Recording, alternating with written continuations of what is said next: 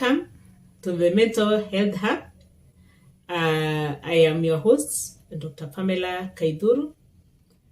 And as usual, I want to still look at this understanding of substance use disorders that we began in this series for us to be able to understand substance use disorders. And why substance use disorders? I want us to broaden our scope and look at these mental disorders, as many of them as possible. But to start with, I intended that we look at substance use disorders.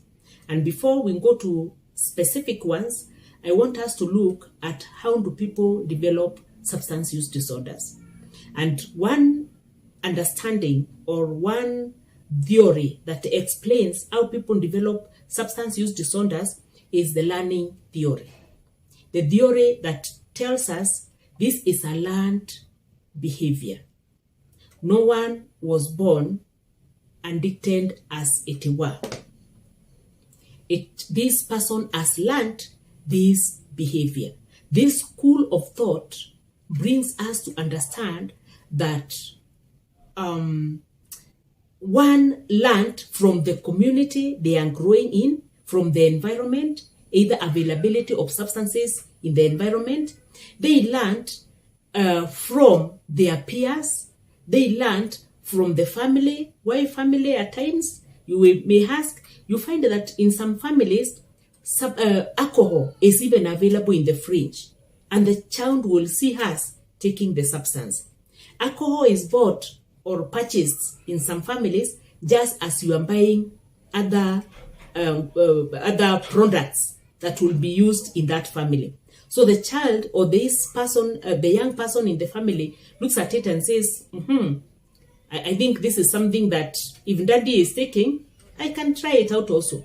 Learned even from the peers at the school level, learned in the community. Today you find that even in where we live, people are living in a community where there are many of those joints that are selling the substance.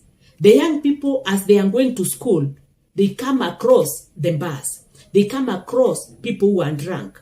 And at times, one would want to understand, what is this? What is making this person behave like this? And then when they are told, it's because of alcohol. Learned also because of some of the adverts that we see. A young person sees an advert that is kind of putting this substance as a good one. Let's say an advert that kind of shows that when you drink, it's only beautiful girls who are drinking. The girls who are drinking are beautiful. They are driving big cars, or maybe they look good when they are smoking this cigarette that they are smoking, and it tells the young person, I think I need to try out this. So they learn to try and experiment. So human behavior is learned. And if it is learned, then it can also be unlearned. Why do I look at this theory? Because we understand this is a problem behavior that involves the thoughts of what this person saw. They saw somebody who was drunk and it told them you can try. They saw somebody who was, or they heard somebody when they drink, this is what happens. So they learn and they want to try it out. So if this was learned, then we can use the same theory to help somebody unlearn. Unlearn by sharing the knowledge of the fact that when you start using substance, this is the direction it will likely take you. So you can tell yourself, no, if this person began like this, the way I have begun, this began with an experiment, but the experiment has taken them to a point of being compulsive or being addicted. Then education or awareness tells you, please don't drive yourself or don't take this direction. So you can learn not to use. I hope I'm getting clear. you can learn also the behavior or the cause that triggered you to use the substance, whereby you can look at your life and tell yourself, at what point do I smoke? At what point do I want to take the alcohol? What thoughts are going on in my mind? So if you realize that this is the thought process when I get triggered to take the substance, to smoke, to take the whiskey, or to take the wine, or to take the alcohol, then you have learned that this is the trigger. Therefore, you can learn how best to deal with the trigger, either by removing the trigger, by dealing with that thought, so that then you stop it from taking you to the behavior of taking the substance. Or when I feel like this is when I want to drink. When somebody shouts at me, I shrink. Therefore, to create an escape route from this, I would rather be drunk. So when you learn this, then you can tell yourself, oh, it is because when my wife shouts at me, I feel scared, or I feel anxious, so I want to smoke or I want to drink.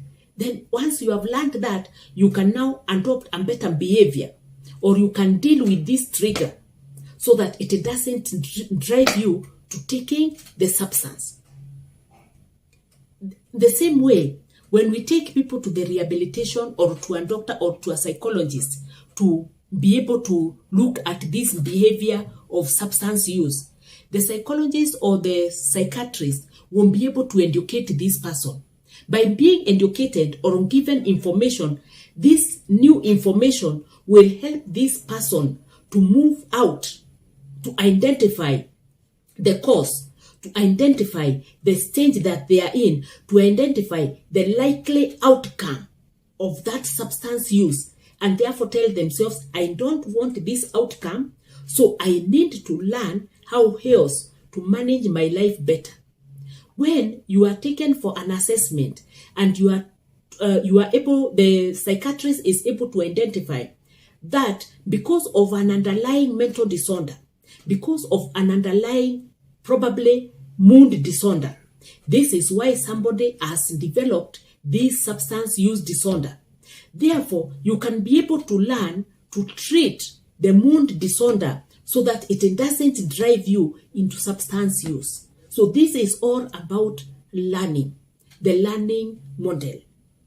The family can also learn that when I make this other person, the member of the family, feel demeaned, when I shout to them, I lower their self-esteem, likely they resort to substance use because of that impact on their self-esteem.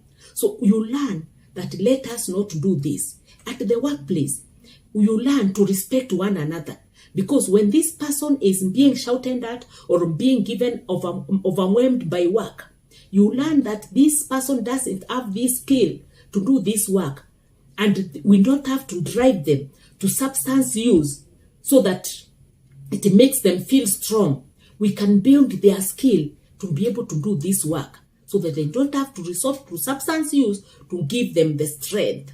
So learning is very, very important as a model. And I try to make this information as simple as possible so that then I am not using technical ones. I am not trying to amplify it a lot, but to be able to help us appreciate the place of learning in substance use or in developing substance use disorders, and how this learning can help us to prevent substance use disorders, and how this learning can be able to help us manage or treat the substance use disorders, or create the conducive environment for somebody not developing substance use disorders. When we learn that by advertising on some substances at the prime hour when everybody is watching, then it triggers the anxiety or the curiosity of the young person to go and find out what is this that was being advertised. And therefore, learning is a very important point so that we are able to help ourselves to deal with substance use disorders. Learning also helps us even to research more so that we be able to get more information about substance use that will help us to prevent, to cure, and also to manage substance use disorders. So go for information to empower you so that you don't develop substance use disorders. Go for information to empower you to learn so that you can support somebody who has substance use disorders, so that we can stop even the stigma. When you learn that this person didn't choose to become addicted, then you will be able to empathize with them so that you can be able to offer them support. You will be able to understand they are not pretending. You will be able to understand that they are also struggling to get out of this substance use so that you can become the necessary supporting mechanism for a family member, for a workplace, for a society, so that we can be able to deal with issues of substance use disorders. When we learn that a substance use disorder can make somebody develop a mental disorder, or we learn that a mental disorder can lead somebody to a substance use, this is all about learning, and therefore we can be able to intervene. We can be able to put mechanisms in place so that we actually promote abstinence, so that also we actually promote use of maybe alcohol that is not dangerous, is not hazardous to an individual. I hope this information will find a place that it can be able to alter behavior for yourself, or for a member of the family, or for somebody that you care for, even at the workplace. Thank you, and I look forward to another opportunity to discuss more about substance use disorders.